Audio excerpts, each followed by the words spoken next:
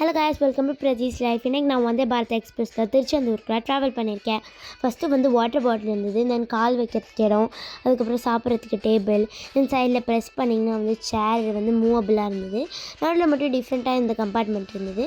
News paper கூட கொடுத்துருந்தாங்க. தென் வந்து ட்ரெயின் கிளம்பிடுச்சு. ரெஸ்ட் ரூம் காமிக்கிறேன்.